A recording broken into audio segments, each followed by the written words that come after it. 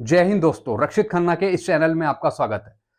दोस्तों, कुछ पेंशनर्स मेरे से कुछ क्वेश्चन पूछ रहे थे जो काफी इंपॉर्टेंट थे, तो मैंने सोचा इस पे आज एक वीडियो बना लेता हूं और इसके आंसर आपको समझा देता हूं।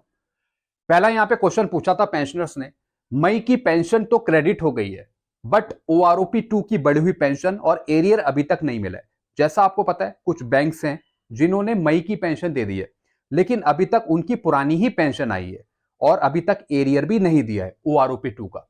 तो पेंशनर्स पूछ रहे थे कब हमें ओआरओपी 2 की पेंशन मिलेगी और कब हमें एरियर मिलेगा। दोस्तों, जहां पर भी ये गलती हो रही है, ये हो रही है बैंकों द्वारा या फिर सीपीपीज द्वारा। यानी जहां से ऑर्डर आने हैं बैंकों के पास, वो अभी तक पहुंचे ही नहीं है। अगर आप बैंक जाएं, अगर आप ट्रेजरी जाएं और वहां पर पूछे ओआरओपी 2 की पेंशन के बारे में, एरियर के बारे में, तो उन्हें कुछ पता ही नहीं है। वो कहते हैं अभी तक हमारे पास कोई सर्कुलर नहीं है, हमारे पास अभी तक कोई लेटर नहीं है, मई खत्म होने को है, जून स्टार्ट होने को है, कब आएगा बैंकों के पास सर्कुलर, कब आपको वो ओआरओपी 2 की बढ़ी हुई पेंशन या फिर एरियर देंगे। तो दोस्तों, कुछ ना कुछ यहाँ पे गलतियां हैं, बैंकों की भी और सीपीपीस की भी। जहां से सर्कुलर रिलीज होने हैं, जहां पे सर्कुलर आने हैं, जब तक बैंकों के पास सर्कुलर नहीं पहुंचेगा, लेटर नहीं पहुंचेगा, तो बैंक कैसे रिवाइज करेगा आपकी पेंशन, एरियर कहां से देगा। दोस्तों, यही दिक्कत ट्रेजरी में भी हो रही है। ट्रेजरी वालों को कुछ पता ही नहीं है क्या पे करना है। तो दोस्तों, जो भी आपको एरियर मिलना है या फिर बढ़ी हुई पेंशन मिलनी है, वो आपको बैंकों के द्वारा ही मिलेगी।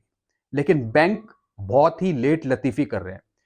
फैमिली पेंशनर्स को अभी तक पूरा एरियर मिल जाना चाहिए था, लेकिन अभी भी ऐसे फैमिली पेंशनर्स बचे हैं जिनको अभी तक एरियर नहीं मिला है। तो दोस्तों, ये चूक हो रही है कहीं ना कहीं अथॉरिटी में, डिपार्टमेंट में, चाहे वो सीपीपीज हो चाहे वो बैंक हो। तो दोस्तों, आगे देखते हैं कब बचे हुए पेंशनर्स को ओआरओपी 2 की बढ़ी हुई पेंशन या फिर एरियर मिलता है, क्योंकि मई की पेंशन में तो नहीं दिया। देखते हैं जून की पेंशन, जुलाई की पेंशन में शायद दे दें। दोस्तों, अगली इंफॉर्मेशन पूछी है यहाँ पे पेंशनर्स ने, जुलाई 2023 से कितना परसेंट डीएडीआर होगा। जैसा आपको पता है, जनवरी 2023 से जो आपका डीएडीआर है वो है 42%। तो मेरे अनुसार कितना परसेंट बढ़ सकता है डीएडीआर, वो है 3 से 4%, या तो 3% या 4%। आपका 42% से बढ़कर हो सकता है 45% या फिर 46%। बाकी आंकड़े देखेंगे, एआईसीपीएन के जो आंकड़े आएंगे वो देखे जाएंगे, लेकिन लास्ट के महीनों में एआईसीपीएन के जो आंकड़े हैं वो इतने बढ़ते नहीं है। तो मे बी स्टिल रह सकता है एआईसीपीएन के जो आंकड़े हैं, तो 3 से 4% तक उम्मीद है कि आपका डीएडीआर बढ़ जाए जुलाई 2023 से। दोस्तों, फिर पेंशनर्स पूछते हैं कि अगर जनवरी 2024 से डीएडीआर 50% हो जाता है, तो क्या सरकार इसे बेसिक पे में मर्ज कर देगी।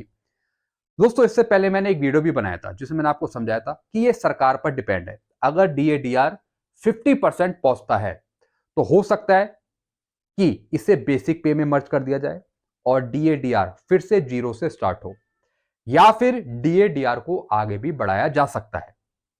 जैसे 50% पहुंचेगा तो हो सकता है 6 महीने बाद 3 से 4% इसे और आगे बढ़ा दे, 53 हो जाए, 56 हो जाए, 55 हो जाए। सरकार पे डिपेंड है। हो सकता है कि सरकार मर्ज ना करे, डीएडीआर को आगे बढ़ाते रहे, 54, 55, 56, 60 ऐसे बढ़ाते रहे, या फिर मर्ज भी कर सकती है। मर्ज करती है तो फिर सरकार को मोटी रकम देनी पड़ेगी, हर एक चीज रिवाइज होगी। तो दोस्तों, महंगाई को देखते हुए, पैसे को देखते हुए, मुझे जहां तक लगता है सरकार डीएडीआर को आगे ही बढ़ाएगी, 2-2, 3-3% के हिसाब से। अगली इंफॉर्मेशन पेंशनर्स पूछते हैं, 3.68 फिटमेंट फैक्टर क्या आएगा, क्या चांसेस हैं इसके 3.68 के। अभी कोई चांसेस नहीं है भारत सरकार के 3.68 फिटमेंट फैक्टर करने के। अभी ऐसे कोई चांसेस नहीं है। आपकी ओआरओपी ठीक हो जाए, आपकी जो गलतियां हैं पेंशन पे वही ठीक हो जाए, वही सबसे बड़ी बात है भारत सरकार के द्वारा। लेकिन इस फिटमेंट फैक्टर का अभी कोई रोल नहीं है। अब दोस्तों, आगे समझते हैं, pension message not received on phone. काफी पेंशनर्स पूछते हैं कि सर हमारी मई की पेंशन आ गई, हमारी अप्रैल की पेंशन आ गई, हमारी जनवरी की पेंशन आ गई, लेकिन फोन पे कोई मैसेज नहीं आता। चाहे पेंशनर्स स्पर्श के थ्रू पेंशन ले रहे हो या बैंक के थ्रू पेंशन ले रहे हो। दोस्तों, ये जो भी मैसेज आता है, चाहे स्पर्श से आ रहा हो चाहे बैंक से आ रहा हो, ये ऑटोमेटेड मैसेज आता है, टेक्निक के द्वारा ये मैसेज आता है।